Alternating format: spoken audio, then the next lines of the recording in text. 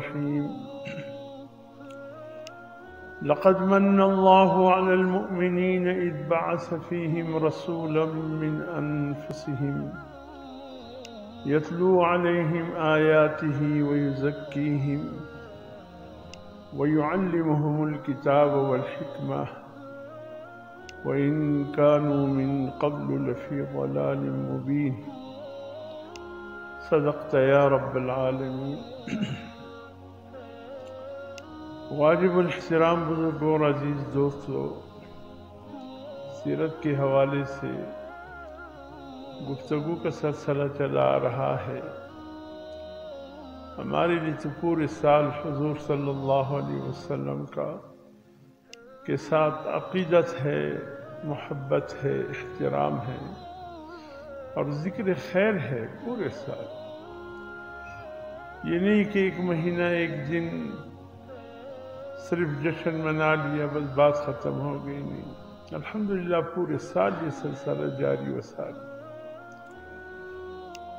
میرے محترم دوستو، پچھلے جمعے آپ حضرات کے سامنے میں نے ایک عنوان کے تحت گفتگو کا سلسلہ شروع کیا تھا، ہے تو وہ سیرت طیبہ ہی کے حوالے سے، لیکن سیرت طیبہ کے حوالے سے ایک خاص عنوان لے کر کہ انتخاب لاجواب۔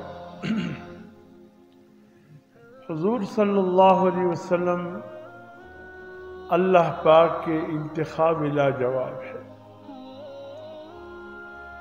اللہ کی نعمتوں میں سب سے بڑی نعمت جناب رسول اللہ صلی اللہ علیہ وسلم کی ذات گرامی ہے۔ اس لیے آپ کی تشریف آوری سے قبل جو کیفیات تھی دنیا کے، خود اللہ پاک نے قرآن حکیم میں اس کا ذکر فرمایا، وَكُنْتُمْ عَلَى شَفَا حُفْرَةٍ مِّنَ النَّارِ فَأَنْقَذَكُم مِّنْهَا۔ اے دنیا بھر کے انسانوں، تم سب کے سب جہنم کے ایک گہرے غار کے قریب پہنچ چکے تھے۔ اللہ پاک کی رحمت نے چاہا کہ ایک بار پھر تمہیں موقع دیا جائے، اور حضور صلی اللہ علیہ وسلم کی صورت میں اللہ پاک نے تمہیں اس غار میں گرنے سے بچا لیا۔ اس لیے کہ تمام انسان جانوروں کی طرح ہو گئے تھے۔ جس طرح جانوروں کی زندگی تھی، اسی طرح انسانوں کی زندگی۔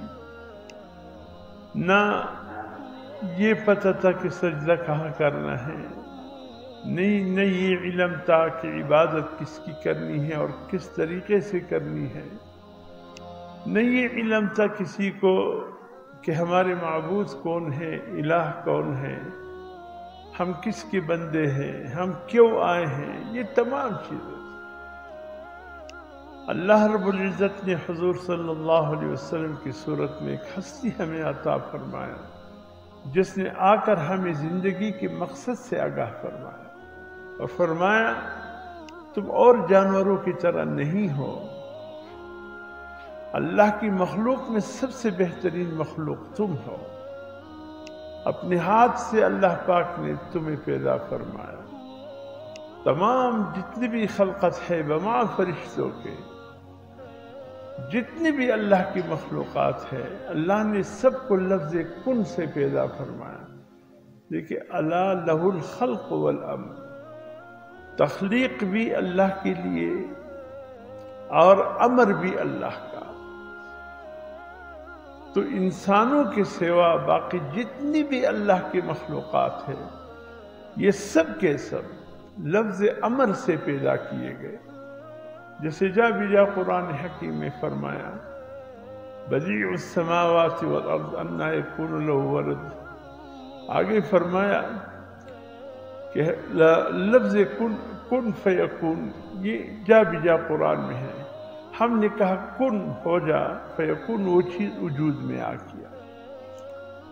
جتنی بھی تخلیقات ہے اللہ کے سوائے انسانوں کے، البتہ انسان اللہ کی مخلوقات میں ایک ایسی تخلیق ہے میرے محترم دوستو کہ جیسے صورت والتین میں اللہ پاک نے فرمایا والتین والزیتون وطور سینین وہذا البلد الامین، 4 چیزوں کی قسم کھا کر اللہ فرماتے ہیں، انجیر کی قسم، زیتون کی قسم،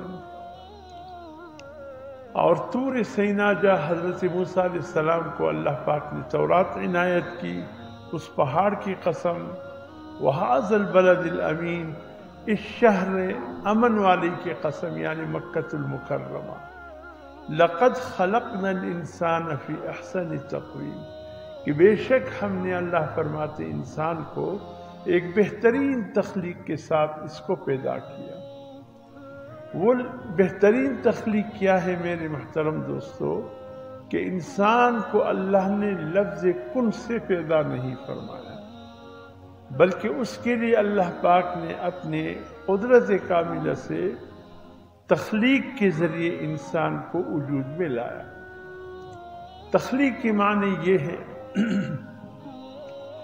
کہ پہلے اللہ پاک نے ایک پتلے کی شکل میں انسان کو بنایا، پھر اس کو 40 دن یوں ہی رہنے دیا، جب وہ مٹی کنکناتی یعنی آواز دینے والی بن گئی، پھر اللہ پاک نے اس میں اعضاء رکھ دیے، کہاں منہ رکھنا چاہیے، کہاں ناک، کہاں کان، کہاں آنکھیں، کہاں ہاتھ، کہاں پاؤں، یہ سب کے سب اللہ نے اپنے ہاتھوں سے رکھ کر اپنی قدرت کاملہ کے بلا تشبیہ اور وقتاً فوقتاً اس پر مختلف مرحلے گزرے۔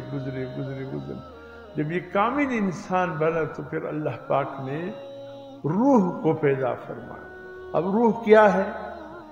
یہی سوال تو یہودیوں نے حضور صلی اللہ علیہ وسلم سے پوچھا تھا کہ آپ روح کی حقیقت ہمیں بتائیے کہ روح کیا ہے۔ 15واں پارہ میں یہودیوں کے سوال کا ذکر ہے، یسألونک عن الروح، اے میرے پیغمبر صلی اللہ علیہ وسلم، یہ لوگ آپ سے روح کی بابت پوچھتے ہیں کہ روح کیا ہے، کس چیز سے بنا ہے، آیا اس کا کوئی واقعتاً وجود ہے، نہیں ہے، کیا ہے یہ، یا اس کا مادہ کیا ہے؟ جیسے انسان کا مادہ جو ہے مٹی ہے، فرشتوں کا مادہ نور ہے، جنات کا مادہ آگ ہے، ہر چیز کا ایک مادہ موجود ہے، تو روح کا مادہ کیا ہے، یہ کس چیز سے اللہ پاک نے بنایا ہے؟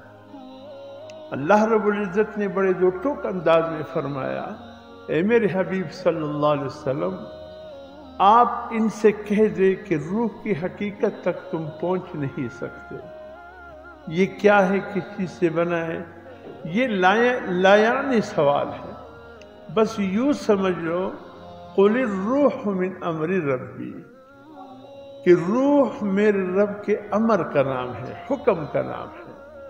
جب اللہ کا حکم ہوتا ہے روح جسم میں داخل ہو کر ایک انسان بنتا ہے، پھر یہ چلنے پھرنے لگتا ہے، ہاتھ پاؤں سے کام کرنے لگتا ہے، آنکھوں سے دیکھنے لگتا ہے، زبان سے بولنے لگتا ہے، کانوں سے سننے لگتا ہے، یہ سب کچھ۔ اور امر ربی جب اس سے نکل جائے، اللہ کا یہ حکم جب اس انسان سے نکل جائے ہے تو بلا ٹھیک ٹھاک، ہاتھ بھی صحیح، پاؤں بھی صحیح، آنکھیں بھی صحیح، زبان بھی صحیح، کان بھی صحیح، لیکن کچھ ایک عضو بھی اس کا کام نہیں کرتا، اس لیے کہ اللہ کا امر نکل چکا ہے، اللہ کا حکم نکل چکا ہے۔ تو اللہ پاک نے بڑے آسانی کے ساتھ سمجھا دیا کہ آپ ان سے کہہ دیجئے کہ روح امر ربی ہے، روح یہ واحد ایسی چیز ہے کہ یہ امر ربی ہے، یہ اللہ کا ایک حکم ہے، اللہ حکم دیتے ہیں تو روح بدن میں قائم رہتا ہے، انسان چلنے پھرنے لگتا ہے، جب اللہ کا حکم ہوتا ہے تو روح نکل جاتا ہے، پھر بدن صحیح ہونے کے باوجود کچھ بھی نہیں کر سکتا، پھر یہ نہیں کہتا کہ فلاں صاحب ہے، یہ ڈپٹی کمشنر صاحب ہے، یہ کمشنر صاحب ہے، یہ نہیں، اب کہتا ہے کہ یہ ایک لاش ہے۔ لاش کی معنی عربی کا لفظ ہے یہ لا شیء لا، یہ بھی اس حقیقت کا ایک تفصیل سمجھ لیجئے کہ کہ وہ امر ربی جو نکل چکا ہے اب کیا بن گیا؟ لاش بن گیا۔ لاش عربی زبان کا لفظ ہے جس کی معنی لا شیء، کچھ بھی نہیں، وہ جو تھا وہ ختم ہو چکا، اب جو پڑا ہے یہ کچھ بھی نہیں ہے، بس یہ ایک مٹی کا جسد ہے بس، اور کچھ بھی نہیں ہے۔ تو میرے محترم دوستو، اسی طریقے سے اللہ پاک نے اپنی تخلیقات میں کسی مخلوق کو انسانوں میں بہترین انسان اللہ پاک نے اسی کائنات میں آئے۔ اللہ کی سب سے بہترین تخلیق جو ہوا ہے اس کائنات میں انبیاء کی صورت میں ہوا ہے۔ انبیاء، رسول جتنے بھی آئے ہیں یہ سب کے سب سے بہترین اللہ کی تخلیقات میں سے۔ اور یاد رکھیں جتنے بھی انبیاء رسول آئے ہیں یہ سب کے سب براہ راست ابتدا سے لے کر آخر تک اللہ کے نظر میں رہے، اللہ نے ان کی تربیت کی، اللہ نے اپنے علم سے نوازا۔ دنیا میں وہ کسی استاذ کے سامنے دوزانوں بیٹھ کر علم کسی نبی کسی رسول نے حاصل نہیں کیا، براہ راست اللہ نے اپنے فضل سے ان کو علوم عطا کیے ہیں۔ اس لیے انبیاء علیہ السلام جتنے بھی ہیں سب معصوم ہیں، بچوں کی طرح ہیں۔ رسول جتنے ہیں وہ سب معصوم ہیں، بچوں کی طرح ہے۔ جیسے بچوں کے عمل نامہ جوانی کے وقت سے کھل جاتا ہے، باقی جوانی تک، یعنی جوانی کی عمر کیا ہے؟ امام ابو حنیفہ رحمۃ اللہ علیہ سے پوچھا کہ حضرت ایک نوجوان کس عمر میں نوجوان ہوتا ہے؟ تو امام صاحب نے فرمایا کہ دو قسم کے علاقے ہیں، ایک وہ ہے جہاں موسم گرم رہتا ہے، گرمی کے علاقے ہیں، موسم گرم رہتا ہے، ایک علاقہ وہ ہے جو موسم ٹھنڈا رہتا ہے۔ دونوں کے جوان بننے میں تھوڑا سا فرق ہے۔ فرمایا گرم علاقوں میں 15 سال میں ایک بچہ تقریباً 15-16 سال میں جوان ہو جاتا ہے، اور سرد علاقوں کا بچہ جو ہے وہ 18 سال میں جا کر کے جوان ہوتا ہے۔ اور ساحل پہ جو رہنے والے ہیں جن کا مچھلیاں خوراک ہے ان کا تو میرا خیال 14 سال ہی میں جوان ہو جاتے ہیں۔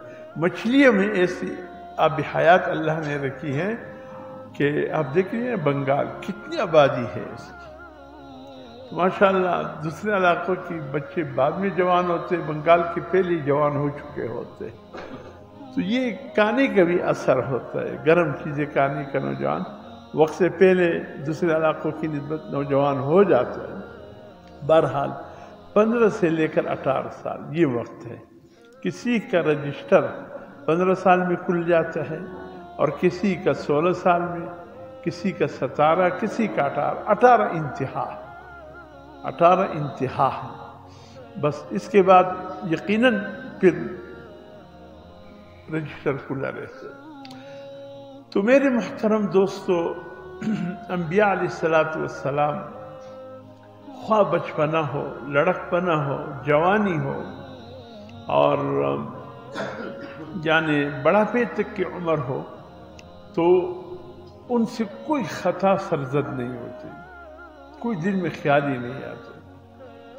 خود حضور صلی اللہ علیہ وسلم سے پوچھا گیا، قاری طیب صاحب نے بڑی عجیب بات کی ہے، فرمایا کہ حضور صلی اللہ علیہ وسلم سے پوچھا گیا یا رسول اللہ، مکے میں تو شادیوں کی تقریبات ہوئے ہیں، ظاہر ہے یہ ڈول باجوں کا سسٹم، یہ گانوں کا سسٹم یہ بہت پرانا ہے، تو ایسے ماحول میں جب یا رسول اللہ آپ 16 سال کے ہوتے تھے یا 14 سال کے، 18 نوجوانی کا عالم ہوتا تھا، یا رسول اللہ کبھی ایسے تقریب میں بیٹھنے کا موقع ملا ہے آپ کو؟ اب دیکھیے، اب ایسے وقت میں نوجوان نئے نوجوانی وہ اس قسم کے محفل کا دل دادا ہوتا ہے، ہاں سوتی ورتوائے اتن کی ځوانان به شر رقصیږي دغه کېږي خوند به ورکوي، ډوډۍ چې خوړل هغه به په ځان حلالوي. نو په دا عمر کې هر ځوان و دې شي ته متوجه وي ہر نوجوان اس چیز کی طرف متوجہ ہوتے. تو حضور صلی اللہ علیہ وسلم سے یہ پوچھا گیا یا حسن کبھی ایسے محفل میں آپ کا بیٹھنا ہوا ہے یا اس قسم کے محفل میں کبھی آپ کا جانا ہوا ہے؟ حضور صلی اللہ علیہ وسلم نے سوچا اور سوچنے کے بعد فرمایا 2 موقع ایسے آئے میری زندگی میں. حضور نے فرمایا 2 موقع ایسے آئے میری زندگی میں، لیکن اس عمر کے اس حصے میں بھی اللہ نے میری حفاظت فرمائی. فرمایا مکے میں ایک سردار کی بیٹی کی شادی تھی، بہت رات، پوری رات کا ایک تقریب تھا اور جشن کا سما تھا. مجھ سے میرے جو یعنی ساتھی تھے، ہم عمر تھے، کہا کہ آج رات اس گھر میں، اس کے بیٹھک میں یا اس کے حجرے میں بڑا پروگرام ہے، جائیں گے. حضور سے فرمایا میں نے بھی حامی بھر لی. بحیثیت 14-15 سال کا میرا عمر تھا. فرمایا میں گیا، سب بیٹھے ہوئے تھے، میں بھی بیٹھ گیا. اس دوران اب تقریب شروع ہونے کو تھی کہ مجھ پر اونگ سی کیفیت طاری ہو گئی. اونگ سی کہتے ہیں کہ میرے خیال میں 5 منٹ گزرے ہوں گے یا 10 منٹ گزرے ہوں گے. ساتھیوں نے مجھے ایسا ہلایا اور فرمایا چلیے گھر چلتے. کسی میں نے کہا وہ تقریب کب پوری رات گزر گئی، آپ کو پتہ نہیں چلا؟ حضور نے فرمایا واللہ یہ پورا وقت مجھ پر 5 منٹ 6 منٹ سے زیادہ کا نہیں گزرا. اور آخر مجھے صرف اتنا محسوس ہوا کہ کوئی گرد اڑا ہے مجھ پر آئے، بس اتنا محسوس ہوا اور کچھ بھی محسوس نہیں ہوا. کسی میں نے کہا سبحان اللہ، ہو گیا پروگرام، کسے ہو گیا، آپ نے نہیں دیکھا؟ حضور نے فرمایا بس میں خاموش رہا کہ میرے رب کی جو مرضی. کہا کہ پوری رات تقریب ہوا کیا نہیں ہوا اللہ نے مجھے نہیں دکھایا. مجھ پر اونگ سی کیفیت آ گئی، میری آنکھیں بند ہو گئی اور پورا وقت ایسا لگا کہ 5-6 منٹ گزر گئی. اس ایک مجلس میں جوانی میں شرکت کا موقع ملا، اللہ نے میری حفاظت فرما دی. اور دوسرا حضور صلی اللہ علیہ وسلم فرماتے ہیں جب خانہ کعبہ کی تعمیر کا وقت تھا، اب اس کے لیے پتھر لانے تھے. جبل کعبہ جو وہاں سے پتھر کاٹ کر لانے تھے. فرمائے سب لگے تھے. اب ظاہر ہے اس وقت جو لباس کا صورتحال تھا، کمزوری تھی، غربت بھی تھا. حضور صلی اللہ علیہ وسلم فرماتے ہیں میں نے دھوتی باندھا ہوا تھا اور قمیص میں نے اتار لیا تھا، گرمی تھی شدت کی، اور میں مزدوروں میں شامل تھا. حضور صلی اللہ علیہ وسلم فرماتے ہیں خانہ کعبہ کی تعمیر کے لیے جو پتھر لائے جاتے تھے، میں بھی وہ پتھر لانے والوں میں ان کے ساتھ شامل ہو گیا. رات کا کام حضور صلی اللہ علیہ وسلم فرماتے ہیں باقوم ایک مستری تھا.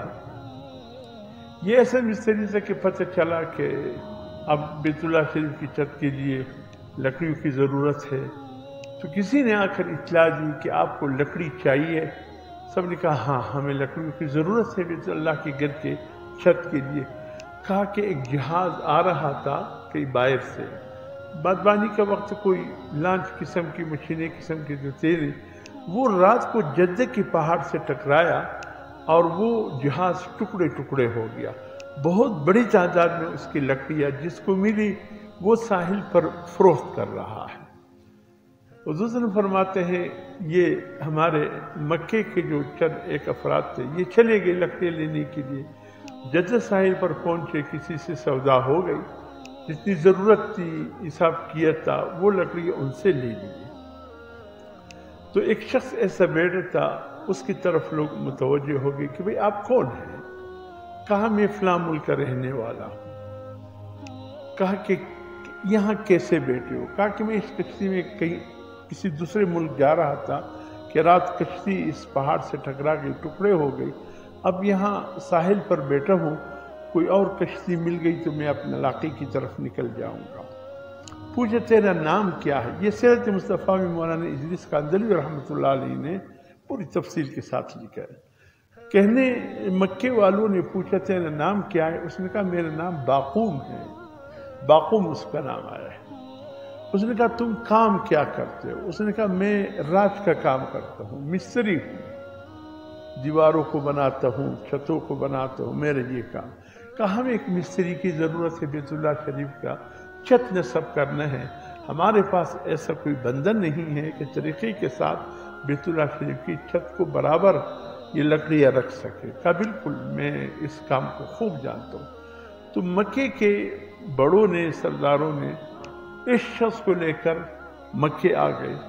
اس نے آ کر جو دیواروں کا اونچ نیچ تھا، آگے پیچھے تھے، وہ سب برابر کیے اس باقوم نے، اور پھر چھت پر ترتیب کے ساتھ وہ لکڑیاں رکھ دیے، ابھی بھی وہ پرانے لکڑیاں مکے کے عجائب گھر میں موجود ہے۔ پھر تو دوسرے تعمیر میں دوسری چھت ڈال دی گئی، یہ لکڑیاں اب بھی موجود ہے عجائب گھر میں مکے کے۔ تو پرانی لکڑیاں، پرانی چیزیں، پرانا ڈول، زمزم کا پانی جو نکالا جاتا تھا، رسی، اور زمزم کے کوئی کے ارد گرد وہ جال سے جو بنایا گیا، وہ یہ سب چیز مکے میں موجود ہے۔ چند ایک چیزیں بیت اللہ شریف کے اندر موجود ہے، اور چند ایک چیزیں باقی سب کے سب عجائب گھر میں موجود ہے۔ بہرحال اس شخص نے بیت اللہ شریف کی تعمیر مکمل کر دی۔ حضور صلی اللہ علیہ وسلم فرماتے ہیں بہت سے لوگوں کے یہ دھوتی پہنے ہوئے، شلوار کا اس وقت کوئی وہ نہیں تھا۔ غالباً سن ہجری 9 میں حضور صلی اللہ علیہ وسلم کے سامنے کسی نے شلوار پیش کیا، یا رسول اللہ یہ بھی لباس کا ایک حصہ کسی ملک کا ہے، ورنہ عام طور پر کرتے ہوتے تھے، دھوتی باندھی جاتی تھی۔ حضور صلی اللہ علیہ وسلم نے شلوار کو دیکھا اچھی طریقے سے، پھر مسکرائے۔ صحابہ نے کہا یا رسول اللہ آپ شلوار کو دیکھ کر مسکرائے، فرمایا اس میں پردے کا بہت اچھا اہتمام ہوتا ہے۔ شلوار کو حضور صلی اللہ علیہ وسلم نے بڑا پسند فرمایا بنسبت دوسرے لباس کے، اس میں پردے کا اچھا اہتمام ہوتا ہے، انسان کی اچھی ستر پوشی اس میں ہو جاتی ہے۔ خود حضور صلی اللہ علیہ وسلم نے استعمال کیا یا نہیں کیا، تاریخ اس سے خاموش ہے کہ حضور صلی اللہ علیہ وسلم نے شلوار استعمال کیا یا نہیں کیا، تاریخ خاموش ہے۔ دھوتی عام طور پر حضور صلی اللہ علیہ وسلم کے روایتیں ملتی ہیں، تو یہاں بھی حضور صلی اللہ علیہ وسلم فرماتے ہیں میں نے خالی دھوتی باندھا ہوا تھا، اور میں نے وہ چادر یا کرتا اتار کر ایسے کندھے پر رکھا، اور جبل کعبہ سے پتھر لا کر خانہ کعبہ لاتا رہا۔ فرمائے اس دوران میرے چچا ابو طالب مجھے دیکھ رہے تھے، پھر مجھے کہنے لگے بھتیجے سب لوگ جس کی راہ میں جو لباس رکاوٹ ڈالی وہ ہٹا کر کے کام کر رہے، تو بہت سے لوگوں کا دھوتی بھی نہیں تھا، بس لگے تھے کام تک کر رہے تھے۔ گویا حضور صلی اللہ علیہ وسلم فرماتے مجھ سے یہ کہا کہ آپ نے کرتا اتار دیا، یہ دھوتی بھی اتار دی۔ حضور صلی اللہ علیہ وسلم نے فرمایا دل میں ایک خیال سا آیا، اور میرے دماغ میں ایسے آواز آئی ٹک کی جیسے کوئی دھماکہ ہو، میں ادھر گر گیا۔ یہ صبح کا وقت تھا۔ فرمایا پھر کچھ ساتھی آئے کہتے بس ہو گیا کام، چلو چلتے۔ میں نے کہا کیا ہو گیا؟ کہا سورج غروب ہونے کو۔ کہا پورے دن میں قریب وہاں اونگ کی حالت میں رہا، اللہ نے میری ستر پوشی فرمائی، اللہ نے میری ستر پوشی فرمائی، اور میرا جو دھوتی ہے وہ کھلنے نہیں دیا، اور الحمدللہ اس کی اللہ نے حفاظت فرمائی۔ حضور صلی اللہ علیہ وسلم فرماتے ہیں میرے نبوت والی زندگی سے قبل یہ 2 واقعات میری زندگی میں آئے، لیکن اللہ نے میری حفاظت فرمائی کہ میں ابھی تک حیران۔ اب بات سمجھ میں آ گئی کہ بچپن میں بھی جو وقت کا نبی بننے والا ہوتا ہے یا رسول، اللہ اس کی حفاظت فرماتے۔ کوئی ایسا کام بچپن میں بھی اس کے ہاتھوں سے نہیں ہونے دیتے کہ جب نبوت کا اعلان ہو جائے کوئی انگلی نہ اٹھائے۔ اچھا ہمارے ہاں تو یہ دستور، وہ تبلیغ میں وقت گزارنے کے لیے کوئی سے روزہ لگائے، چیلا لگائے، جب آ جائے گا شاہ وسومات تبلیغ کہے خپل ژوند دې نه دی لیدلی، ستره ژوند دې خو هغه دی جواري دي کول او پلانه کار دي کوئ، اوس نو ته ملا سوې او تبلیغ سوې، وما ته وایي چې ما دې ته راځه لمونځ کوه. یعنی کچھ عجیب سا لگتا ہے نا، ابھی تم مجھے تبلیغ کرتے ہو، تمہاری زندگی کیسی گزری ہے، فلاں واقعہ یاد کرو، فلاں واقعہ یاد کرو، تم ایسے تھے، تم ایسے تھے۔ وہ بیچارہ حیرت میں ڈوب جاتا ہے۔ حضور صلی اللہ علیہ وسلم فرماتے ہیں جو شخص کسی گناہ میں مبتلا ہو اور وہ توبہ کر کے اس گناہ کو چھوڑ دے، اللہ کے سامنے توبہ طائب ہو جائے، فرمایا پھر اے لوگو تم بھی اس کے توبے کو قبول کر لو۔ جب وہ چھوڑ چکا ہے اب یاد مت دلاؤ۔ اگر کسی نے گناہ، اس نے چھوڑا ہوا گناہ عار کے طور پر اس کو یاد دلایا، حضور صلی اللہ علیہ وسلم فرماتے ہیں یہ عار دلانے والا اس وقت تک نہیں مرے گا جب تک اس گناہ میں یہ مبتلا نہ ہو۔ بات سمجھ میں آ رہی ہے؟ کسی کو اگر کوئی گناہگار ہے، انسان ہے، گناہ کی زندگی کے کوئی حصہ گناہ میں گزرا، اب توبہ طائب ہو گیا، عار میں کبھی اس کو وہ گناہ یاد مت دلاؤ، بس بات ختم ہو گئی۔ جب اللہ نے معاف کر دیا، اے اللہ کی بندو اب تم بھی معاف کر دو۔ تو میرے محترم دوستو، جناب نبی کریم صلی اللہ علیہ وسلم انتخاب لاجواب، سلسلہ نسب حضور صلی اللہ علیہ وسلم کا جو حضرت آدم علیہ السلام سے چلا، پھر حضرت ابراہیم علیہ السلام تک، حضرت ابراہیم علیہ السلام سے چلا عدنان تک، عدنان سے پھر چلا حضرت عبداللہ تک۔ یہ پورا سلسلہ نسب کو اللہ نے ایسا محفوظ کیا ہے کہ اس پورے نسب میں کوئی شرابی آپ کو نہیں ملے گا، کوئی بدکاری کرنے والا آپ کو نہیں ملے گا۔ اس پورے نسل کی اللہ نے حفاظت فرمائی۔ جس میں حضور صلی اللہ علیہ وسلم تشریف لانے والے تھے، اللہ نے سب کی حفاظت فرمائی۔ ہاں کفر میں رہے، شرک میں مبتلا رہے، یہ اور بات، لیکن ان میں نمایاں صفات یہ تھی کہ وہ مہمان نواز تھے اور غریب پرور تھے، اور اس کے دسترخوان سے کوئی خالی نہیں جاتا تھا۔ وہ سخی تھے۔ حضور صلی اللہ علیہ وسلم کے جو سلسلہ نسب میں جو بھی آپ کے دادا پردادا جتنے بھی آئے ہیں، سب کے سب ایسے تھے کہ اپنے وقت کے ایک عظیم انسان تھے، اور کیوں نہ ہو ان کی پیشانی پر حضور صلی اللہ علیہ وسلم کا نور نبوت چمکتا رہا۔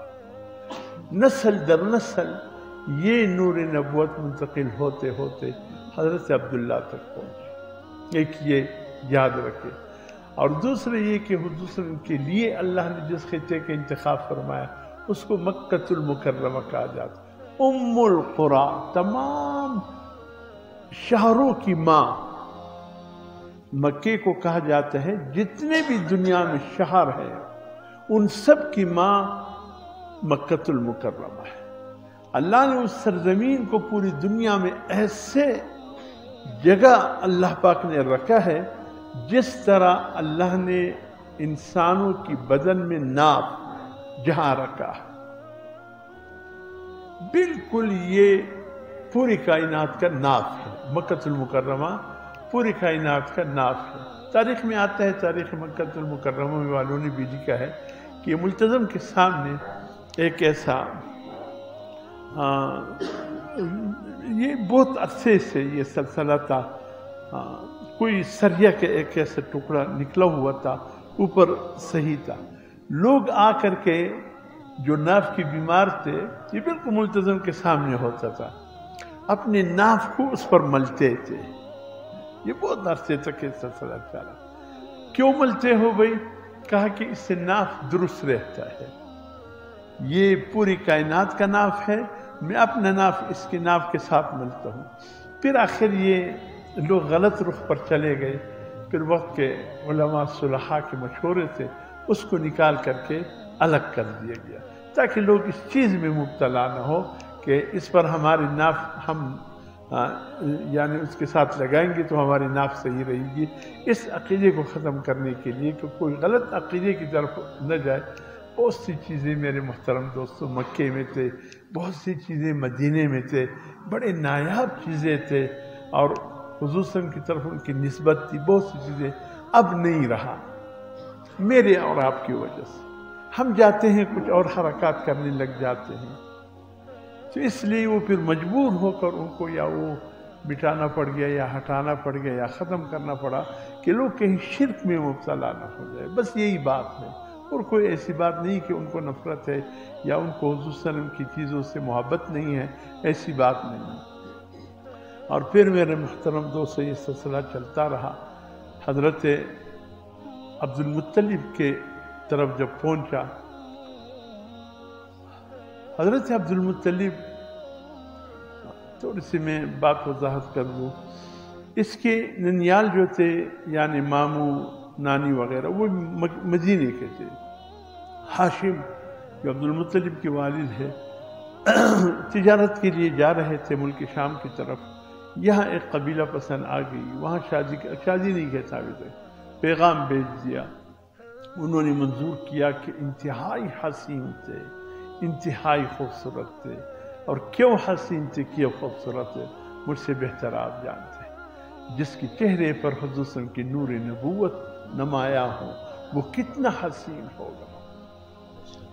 فوراً حامی بھر لی گئی اس قبیلے والوں نے۔ اب ہاشم کے ساتھ عقد ہوا، ایک ہفتہ 1.5 ہفتہ ہاشم مدینے میں رہا شادی کے بعد، اللہ کی شان پھر شام چلا گیا، شام جا کر وہاں بیمار ہوئے اور شام میں پھر ادھر ہی انتقال کر گئے۔ ہاشم کی قبر شام میں ہے۔ پھر یہاں اللہ پاک نے یعنی ابھی تک رخصتی گھر کی طرف نہیں آئی تھی بیوی کے ساتھ، اللہ نے ایک بیٹا دیا، اتنا حسین بیٹا تھا کہ لوگ دور دور سے آتے تھے اس وقت بیٹے کو دیکھنے کے لیے، ہاشم کا لڑکا تھا، حیران تھے لوگ، اتنا حسین۔ اور قدرت کی شان یہاں پر 8-9 بال بالکل سفید تھے عبد المطلب کی پیدائش کے وقت۔ اس کا نام کیا رکھا جائے؟ تو یہ ہوا بڑوں نے طے کیا کہ اس کا نام رکھا جائے شیبۃ الحمد۔ شیبہ کہتے ہیں بوڑھے کو، اور ہم کہتے ہیں وہ بوڑھا جو تعریف کے لائق ہے۔ شیبۃ الحمد وہ بوڑھا جو تعریف کے لائق ہے۔ تو بالکل چھوٹا بچہ تھا لیکن ایک خوبصورت بوڑھے کی مانند تھا کہ یہاں کچھ بال سفید، پیدائشی سفید تھے۔ مختصراً یہ کہ پھر مکے والوں کو پتہ چلا، وہ آئے، خاص کر مطلب اپنے یعنی جو ہاشم کے بھائی تھے وہ لے کر آئے اور اس کو اون پر سوار کیا تھا مکے کے، کیونکہ وہ سفر ایسا تھا گرد و غبار والا، یہ بچہ گرد و غبار میں اٹک گیا۔ یہاں پہنچ کر اب لوگ پوچھتے تھے اس سے مطلب یہ اون پر کون سوار ہے؟ کہا یہ میرا غلام ہے۔ لوگوں نے کہا اوہو یہ عبد المطلب ہے، مطلب کا غلام۔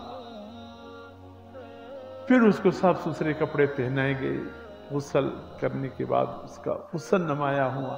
پھر آ کر بتایا کہ بھئی غلام نہیں، یہ میرا بھتیجا ہے، اس کا نام شیبۃ الحمد ہے۔ اب نام سے پہلے اس کا عبد المطلب نام مکے میں پھیل چکا تھا، اب لوگ شیبۃ الحمد کے نام سے نہیں پہچانتے تھے، عبد المطلب کے نام سے پہچاننے لگے۔ تو عبد المطلب کی معنی مطلب کے غلام، وہ اس کی چچا ہے مطلب۔ ان کا اپنا اصلی نام شیبۃ الحمد ہے، لیکن شیبۃ الحمد سے نہ مکے والے واقف تھے نہ بعد میں لوگ واقف ہو گئے، بس عبد المطلب پڑ گئے، وہ بھی حسین۔ پھر اللہ پاک نے ان کو 12 بیٹے دیے۔ کیسے دیے یہ بھی ایک تاریخ ہے، وقت اجازت نہیں دیتا، ورنہ یہ تاریخ میں بیان کرتا کہ اللہ نے آپ کو 12 بیٹے کیسے دیے۔ 10 بیٹے پیدا ہونے کے بعد 11واں بیٹا آپ کا عبداللہ ہے، عبد المطلب، اور 12واں بیٹا حضرت حمزہ ہے۔ اللہ پاک نے حضور صلی اللہ علیہ وسلم کے لیے جس والد کے انتخاب فرمایا وہ باقی 10 کے نام مختلف بتوں کے نام تھے، عبد الشمس، عبد العزا، اس قسم کے نام تھے۔ اللہ کی شان ہے، اللہ نے آپ کے لیے جس والد کے انتخاب کیا اس کا نام ہے عبداللہ۔ سبحان اللہ، وہ کسی بت کا بندہ نہیں تھا، وہ اللہ کا بندہ تھا۔ اور میرے محترم دوست، یہ انتخاب لا جواب بھی اللہ کی جانب سے۔ اور پھر حضور صلی اللہ علیہ وسلم کے عرب، افصح العرب، آپ فرمائیں میں انتہائی یعنی صاف ستھرے عربی بولنے والا. کچھ اہل عرب آئے تھے اطراف سے ملنے کے لیے وسلم سے، اتنی صاف عربی سن کر کہنے لگے اے اللہ کے رسول آپ کی عربی اتنی فصیح و بلیغ کیوں ہے؟ آپ صلی اللہ علیہ وسلم نے فرمایا میں نے بھی تو قبیلے بنو سعد کا دودھ پیا ہے. اللہ، قبیلے بنو سعد کا دودھ جو بچے پی جاتا، سبحان اللہ، اس کی زبان اتنی فصیح ہو جاتی کہ انسان کہے یہ بولتا رہے میں سنتا رہا. اللہ نے وہ انتخاب بھی فرما دیا. یہ انتخاب لاجواب. میرے محترم دوستو، پھر حضور صلی اللہ علیہ وسلم کے لیے جو کتاب اللہ نے منتخب فرمایا، جو شہر منتخب فرمایا، جو حضور صلی اللہ علیہ وسلم کے لیے ساتھی، یہ انتخاب لاجواب ہے. میں جو بات کہنے والا ہوں آپ کے ذہن تک پہنچانا چاہتا ہوں، خدا را ذرا توجہ کے ساتھ میری بات سنیں، اپنے دل میں بٹھا لیجئے. ادھر ادھر بھٹکنے کی ضرورت نہیں، نہ ادھر ادھر جانے کی ضرورت نہیں. حضور صلی اللہ علیہ وسلم کے گھر میں عائشہ آئی ہے، حفصہ آئی ہے، زینب، سلمہ، جویریہ، خدیجہ، یہ سب انتخاب من جانب اللہ ہے. یہ سب من جانب اللہ ہے. حضور صلی اللہ علیہ وسلم کے گھر میں آپ کی بیٹیاں زینب، رقیہ، ام کلثوم، فاطمہ آئی ہیں، یہ بھی من جانب اللہ ہے. حضور صلی اللہ علیہ وسلم کو جو بطور ساتھی کے صدیق اکبر کو چنا گیا، عمر فاروق کو چنا گیا، عثمان ابن عفان کو چنا گیا، علی المرتضیٰ کو آپ کے خاص ساتھی چنے گئے، یہ انتخاب بھی اللہ کی جانب سے. آپ کی جتنے صحابہ کرام ہیں، ایک ایک صحابی اللہ نے منتخب کر کے آپ کو دیا ہے. یہ کسی انسان کی بس کی بات نہیں. اب میں کتنے لوگ ہیں جو کہتے ہیں کاش حضور صلی اللہ علیہ وسلم پر وقت کی ہوئے نسنگ خبر ابو کاکا خبر مکھوا اللہ چې سب هغه دور کې پیدا کړو، هغه د دور سره نسبت لري. امي د دې وخت انسانان یو نه چې هغه ادب زموږ سره سوي کنوم سوي کوم چې صحابه د حضور صلی الله علیه وسلم ادب وکړي، تعظیم وکړي.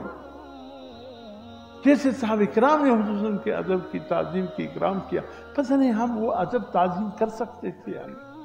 حضور صلی اللہ علیہ وسلم کے لیے جو کچھ بھی منتخب ہوا یہ اللہ کی جانب سے. تو اس لیے حضور صلی اللہ علیہ وسلم کے لیے جو انتخاب ہے وہ لاجواب ہے. تو اگر کوئی صحابہ اکرام کو برا بلا کہتا ہے، اگر کوئی خلفائے راشدین کو برا بلا کہتا ہے، اگر کوئی اماں عائشہ، اماں حفصہ کو برا بلا کہتے ہیں، حضور صلی اللہ علیہ وسلم کی امہات جتنے بھی حضور صلی اللہ علیہ وسلم کے ازواج مطہرات امہات المؤمنین ان کو برا بلا کہتا ہے، وہ ان ہستیوں کو برا بلا نہیں کہتا، وہ اللہ کے انتخاب کو برا بلا کہتا ہے. جی یہ سمجھنے کی کوشش، ہم کون ہیں کہ صدیق اکبر کے متعلق ایسی ویسی بات کریں؟ لعنت ہے ایسی زبانوں کو جو ابو بکر صدیق کو بونگتے ہیں، عمر فاروق کو بونگتے ہیں، عثمان حضرت علی کو بونگتے ہیں، صحابہ کرام کو بونگتے ہیں. ظالم کی بچوں یہ انتخاب تو اللہ کا ہے، کسی انسان نے یہ انتخاب تو نہیں کیا. تم اللہ کی انتخاب پر برا بلا کہتے ہو، شرم حیا تم میں نہیں ہے. کیسے بے غیرت قسم کے لوگ. بس میرے محترم دوستو یہ ایک پیغام اپنے ذہنوں میں رکھو. اگر کوئی برا بلا کہے، آپ کہے کہ بھئی ہم اس لیے نہیں کہتے کہ یہ انتخاب اللہ کا، بس انتخاب لاجواب.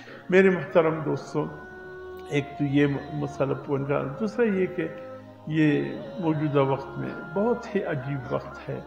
فلسطین کے مسلمان جس درد کرب سے گزر رہے.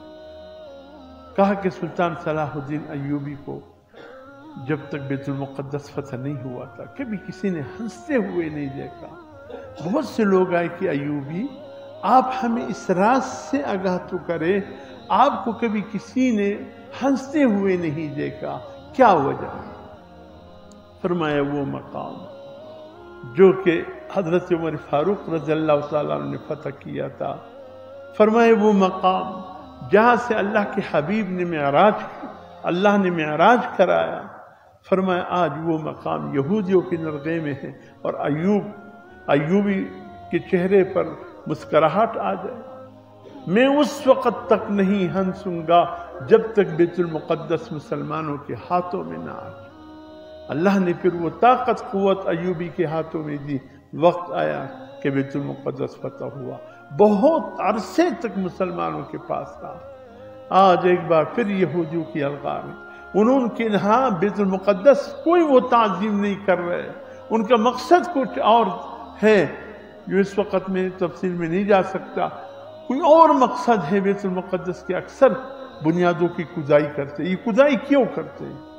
آپ بھی حیرت میں ڈوبی کھدائی۔ یہ تابوت سکینہ، یہ جو طالوت علیہ السلام کے پاس سے پھر سلیمان علیہ السلام تک پہنچا، سلیمان علیہ السلام نے بیت المقدس کی تعمیر کے وقت جنات سے کہا کہ یہ تابوت بیت المقدس کے دیواروں کے بنیادوں میں رکھ لو۔ اللہ کا حکم تھا، رکھ دیا۔ اور یہ تھا کہ یہ صندوق جب تک جس کے پاس تھا فتح اسی کی ہوتی تھی، یہ اس کی تلاش میں ہے، اس کی تلاش میں یہ بیت المقدس کو گرانا چاہتے ہیں۔ مسلمانوں کے لیے سخت آزمائش امتحان ہے۔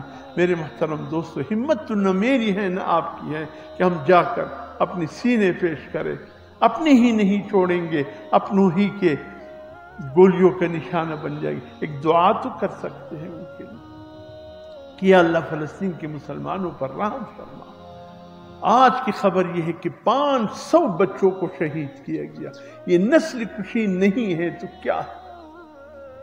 500 بچے بے دردی کے ساتھ معصوم شہید ہو گئے۔ کیا اللہ پاک ابھی بھی اپنے طاقت کا اظہار کر سکتے ہیں، لیکن میرا اور آپ کا بھی امتحان لے رہا ہے کہ کم از کم ہم دعاؤں میں شامل ہے کہ نہیں۔ بڑا دکھ اور درد کی بات ہے، خدا کے لیے 2 رکعت نفل حاجت پڑھ کر اللہ سے دعا کرتے رہا کرے، لا الہ الا انت سبحانک انی کنت من الظالمین، اس کے ورد کرتے رہا کرے۔ ربی انی مغلوب فانتصر، اے اللہ ہم بڑے ہی بے طاقت ہے، بے سہارا ہے، تو ہی مدد فرما دے۔ ان کے حق میں دعا کرتے رہے، اس لیے کہ ایک بہت عظیم انسانی المیہ جنم لینے والا ہے۔ بہت دکھ اور درد کے ساتھ عرض کر رہا ہوں، فلسطین کے مسلمانوں کے لیے دعا کیجئے۔ یا اللہ فلسطین کے مسلمانوں کو کامیابی نصیب فرما۔ یا اللہ جو لقمہ اجل بن گئے ہیں خداوند عالم ان پر رحم فرما، ان یہودیوں کو نیست و نابود کر دے۔ یا اللہ اس کو تو نے پہلے سے بے نام و نشان کر دیا، یہ ہمارے امتحان کے لیے نمک میں آٹے کی برابر، یعنی آٹے میں نمک کے برابر جو چند ایک یہودی رہ گئے ہیں۔ یا اللہ ان کی شر سے امت مسلمہ کی حفاظت فرما۔ دیکھا یہ بڑی بڑی عالمی طاقت ہے کس طرح ببانگ ڈھال کہہ رہے ہم اسرائیل کے ساتھ ہیں۔ ابھی بھی ہوش کے ہم ناخن نہیں لیں گے تو کب لیں گے؟ لیکن ہے میرے مسلمان کہ یہ کہے کہ ہم فلسطین کے ساتھ ہیں۔ تمہارے اسلحے پر تف ہو، تمہارے ان طاقتوں پر تف ہو، کب کام آئے گا جو اب مظلوم مسلمانوں کے کام نہیں آ رہا ہے؟ دکھانے کے لیے ہے۔ وہ گاؤں میں چور آئے، گاؤں والوں نے کلاشنکوف خرید لی تھی کہ چور بہت آئے، تو چور آئے سب چیزیں لے گئے۔ لوگ آئے پھر کہا کہ خیر ہوگی، کسی خیر ہو گئی، جو اصل چیز تھا وہ ہم نے محفوظ کر لیا تھا، اس لیے چور کی نظروں سے بچ گیا۔ بھئی وہ لیا کیا ہوتا؟ ہم وہ ہیں، ہم مسلمان، ہم جو ہے اصل جو مقابلے کی چیزیں وہ چھپا رہے ہیں، ان سے چھپا رہے۔ بھئی ان پر چھلا دو، ختم کر دو ان یہود کو۔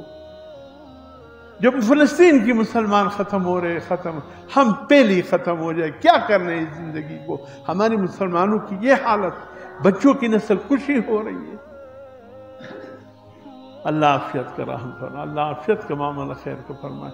ہمارے ایک ساتھی مسجد کے حاجی عبدالرزاق، وہ بھی سب سے انتقال کر گئے، دعا کیجئے اللہ پاک مرحوم کی مغفرت فرمائے، تمام امت مرحوموں کے پر اللہ پاک رحم